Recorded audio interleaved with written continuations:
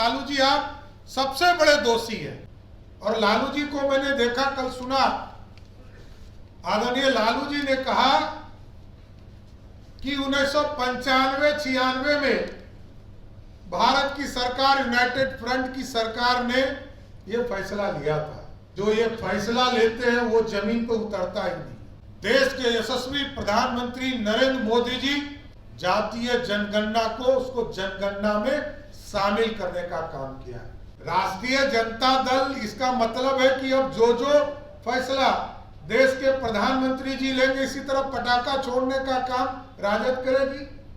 केंद्र की मोदी सरकार ने घोषणा किया है कि पूरे देश में जातिगत जनगणना कराई जाएगी। इसको लेकर के पक्ष विपक्ष सारी पार्टियां खुशी मना रही है, चाहे कांग्रेस हो, राजद हो, जेडीयू हो या फिर भाजपा हो। सभी पार्टियों में ये होड़ मचा है कि जातिगत जनगणना किनके दबाव में और किनके वजह से हो रही है। कांग्रेस के लोग कह रहे हैं, राहुल गांधी कह रहे हैं कि हमने जो सरकार पर दबाव डाला उसकी वजह से सरकार आज ये फैसला ले रही है कि जातिगत जनगणना पूरे देश में कराई जाएगी। राजद वाले कह रहे हैं कि लालू यादव ने 90-96 से ये लड़ाई लड़ी और उसके दबाव में आकर के बीजेपी जातिगत जनगणना कराने जा रही है। लेकिन बीजेपी क्या करे इन तमाम मसलों पर?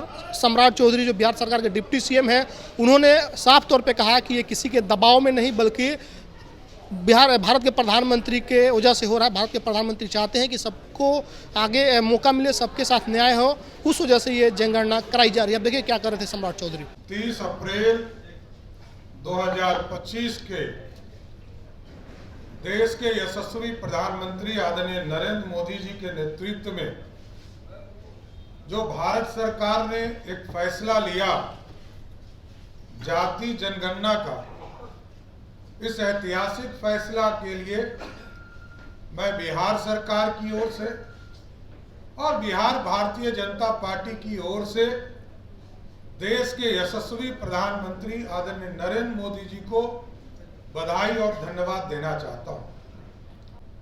जिस पार्टी का 4 सदस्य हो, लोकतंत्र में विरोधी दल के एक सदस्य के तौर पर बैठने का अधिकार जनता ने दिया, और मैं देश में देख रहा हूं कि 99 सांसद वाली पार्टी भी कह रही है कि हमारे दबाव में सरकार ने ये निर्णय लिया।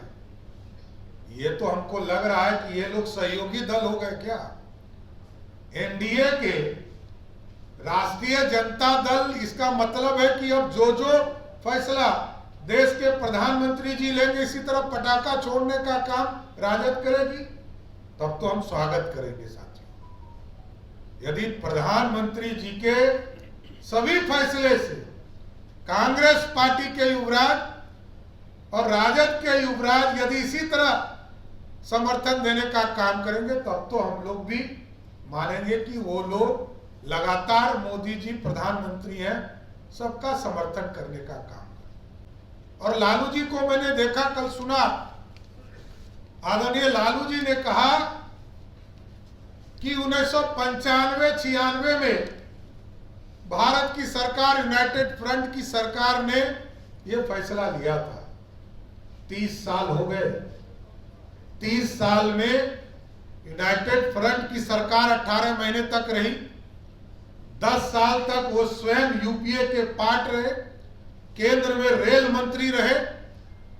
इनको पता ही नहीं चल रहा था कि जो ये फैसला लेते हैं वो जमीन पर उतरता ही नहीं।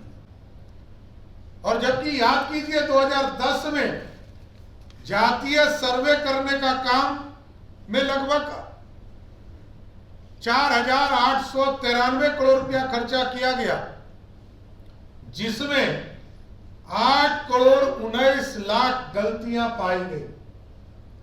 आप सोचिए कैसी सरकार ये चला रहे थे। इनको पता ही नहीं था कि यूनाइटेड फ्रंट की सरकार ने तय किया। इसका मतलब लालू जी आप सबसे बड़े दोषी हैं कि 95 में यदि किसी सरकार ने फैसला लिया और 2025 तक आप चुपचाप बैठे थे, तो ये लोकतंत्र की हत्या कर रहे थे। इसलिए स्पष्ट है कि आज देश के यशस्वी प्रधानमंत्री नरेंद्र मोदी जी को देश की जनता ने 293 सीटें देकर प्रधानमंत्री बनाया है और लोकतंत्र को मजबूत किया है। और इस लोकतंत्र को मजबूत जब किया है जनता ने, तो जनता को सीधा संवाद और सीधा जो उनका डिमांड था जातीय जनगणना को, उसको जनगणना में शामिल करने का काम किया है। इसलिए ये जो लोग थोथी दलीलें दे रहे, चाहे वो कांग्रेस पार्टी के लोग हो या राष्ट्रीय जनता दल के लोग हो, इनके पास अब कोई काम बच नहीं गया, इनके पास कोई मुद्दा ही नहीं। ये सिर्फ राजनीतिक मुद्दा राजनीतिक रोटी सेकना चाहते हैं। देश के गरीबों की चिंता, देश के जातियों की चिंता इनके कोई रिकॉर्ड में नहीं है।